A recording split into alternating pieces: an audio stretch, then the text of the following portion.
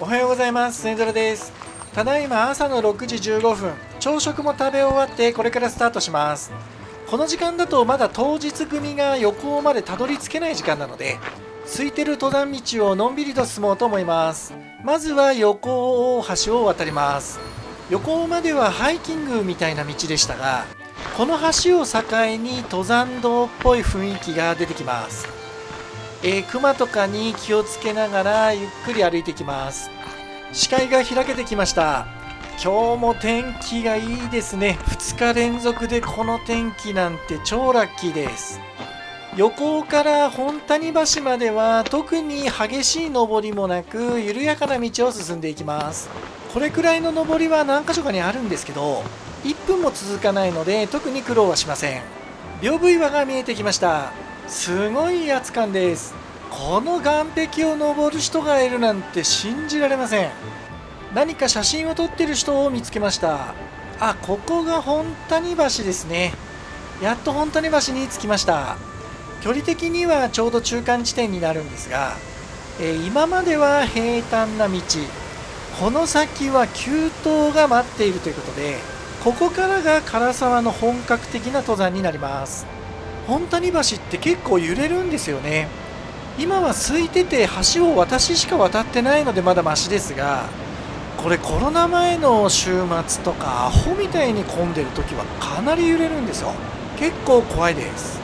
本谷橋を渡りきったこの辺りが唯一の休憩スポットになるので、みんなここで休憩したり食事したりするんですよね。唐沢まではまだ2時間ぐらいあるので、ここでゆっくり休憩しておきます。一昨年来た時にはここでスマホを落としちゃってね、大変なことになったので、今回は気をつけます。川の水が冷たくてね、とにかく気持ちいいです。それでは急登を登り始めます。特に出だししばらく急登が続くんですよね。しかも岩場が多いので歩きにくいし、なかなか疲れます。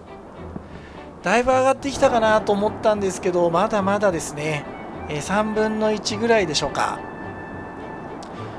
緩やかなところも岩が多いので、転ばないように気をつけて歩きます。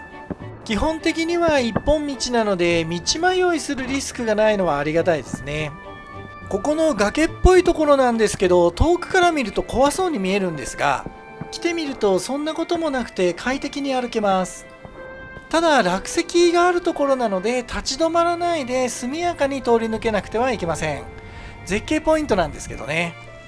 S ガレを通過します。ここまで来ればもう半分以上進んできてます。あと1時間ないぐらいですかね。唐沢カールが見えてきました。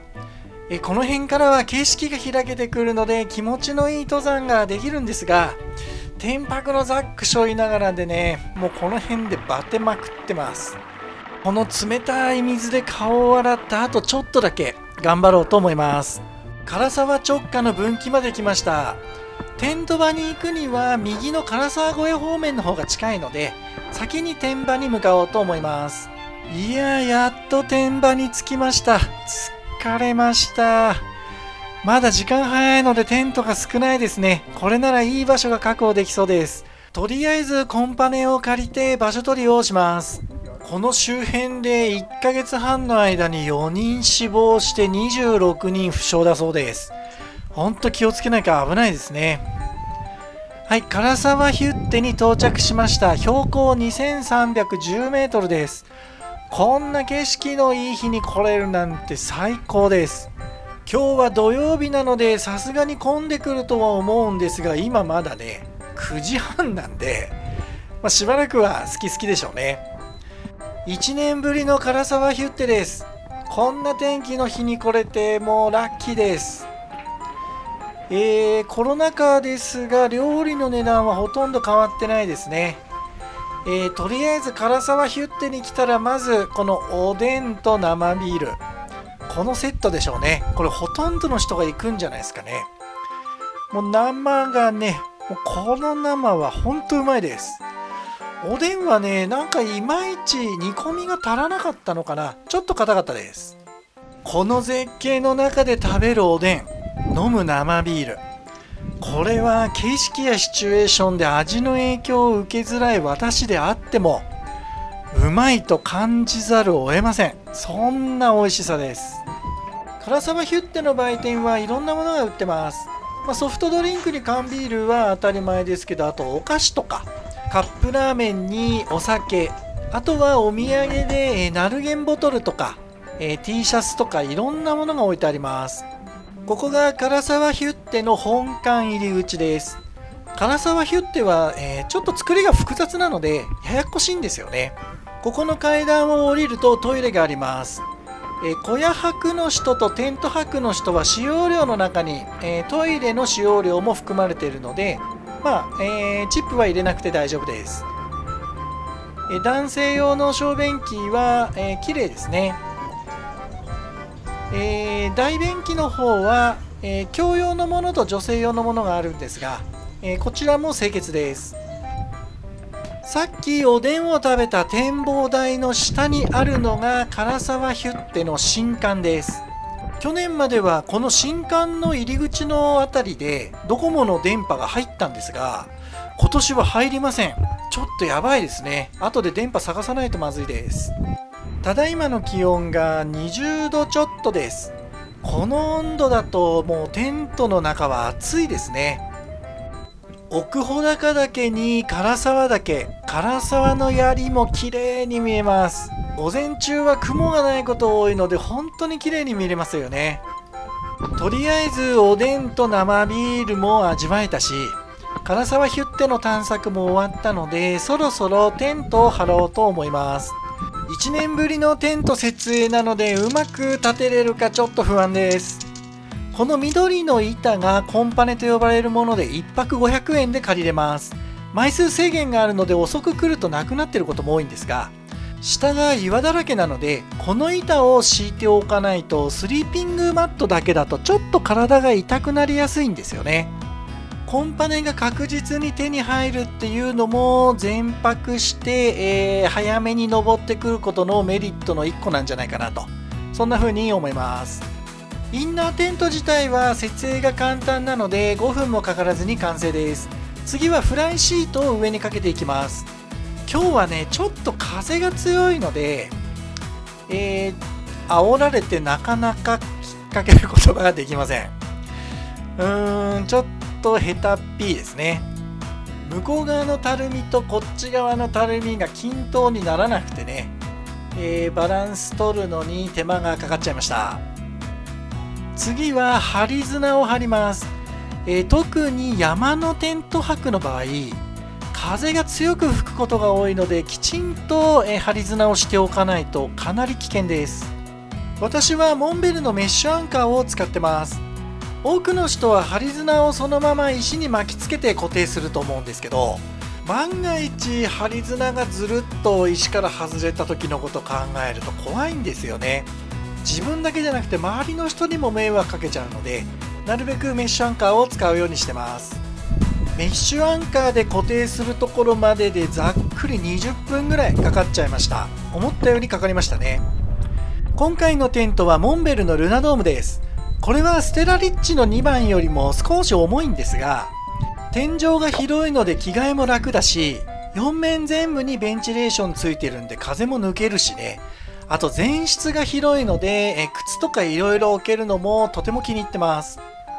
テントの設営も終わったのでスノーピークの雪峰で乾杯しようと思います。私このマグカップほんと気に入ってて、もう一生使えるんじゃないかっていう代物です。ウイスキーは当然スノーピークのスキットルに入れて持ってきました。もう形から入るタイプなんでね、もうこれでバッチリです。雲が出てきちゃったので雨が降る前に昼食っちゃおうと思って唐沢ヒュッテに来たんですけど、いつの間にかすごい人になってます。やっぱり土曜日は集まりますね。さっきお酒も飲んじゃったんでお昼はカレーだけにしておきます。唐沢ヒュッテ本館の入り口あたりでスマホの電波を捕まえることができました。かなり微弱ですけどね、助かります。テントも着々と増えてきましたがまだまだ少ないですね。今はまだ12時半ぐらいなのでこれからどんどん増えるんでしょうね。雨がねちょっとポツポツ降ってきちゃったんですよね。仕方がないので今からちょっとお昼寝することにします。1、2時間経ったんですが雲が取れる気配はないですね。今日まだ唐沢小屋の方を見に行ってないので、雨が弱いうちに唐沢小屋を見に行ってみようと思います。テントはねやっぱり寝てる間にだいぶ増えてきました。圧倒的にモンベルですね。唐沢小屋はテント場を挟んでヒュッテと反対側の方にあります。北穂とか奥穂とか唐沢カールの絶壁に見えたあれを登ってく、登山口が、唐沢小屋の方になります。私の印象だと唐沢ヒュッテよりも唐沢小屋の方が玄人好みするっていうかベテランさんが多い印象ですね。ちなみに唐沢小屋は天場から少し離れててこの位置関係になります。標高が高い分こっちの方が景色がいいかもですね。食事もヒュッテと少し変えてますね。もつ煮とか豚汁、中華丼、スタミナ豚丼なんてありました。雨が止みそうにないのでテントに戻って再び昼寝をすることにします。夕方に雨が上がったのでヒュッテにまた来てみました。もう宴会が始まっているテーブルありますね。結局これぐらいの数のテントになりました。コロナ禍としてはかなり多い方でしょうか。ちなみに去年来た時がこんな感じです。もう寂しかったですね。ほとんど人がいませんでした。一昨年はこれです。これでも紅葉の時期になるとさらに倍ぐらいになるのでまだ空いてる方だって言われましたね。星空がすっごく綺麗なんですけどナイトラプスがうまく使いこなせてなくてうまく撮れてません。おはようございます。まだまだ暗いんですがもう活動を始めてる人がたくさんいます。山の頂上で朝日を見たいとかそういう人も多いんでしょうね。私ももうそろそろ起きてモルゲンロートの準備をしようと思います。まずは雪峰でコーヒーですね。そろそろモルゲンロートの時間です。人もどんどん出てきてみんな向こうを注目してます。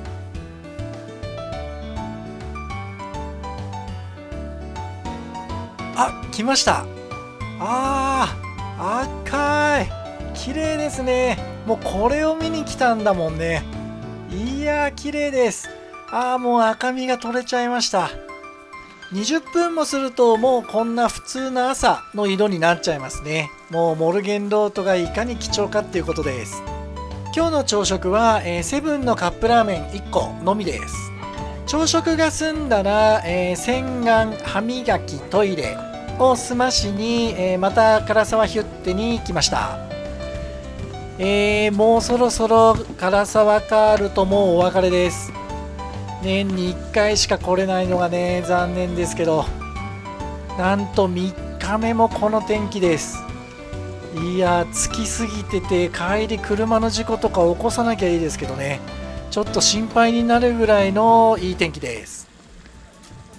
はい、撤収終わりました。今から14キロのザック背負って下山します。帰りの方が怪我しやすいんで気をつけて降りようと思います。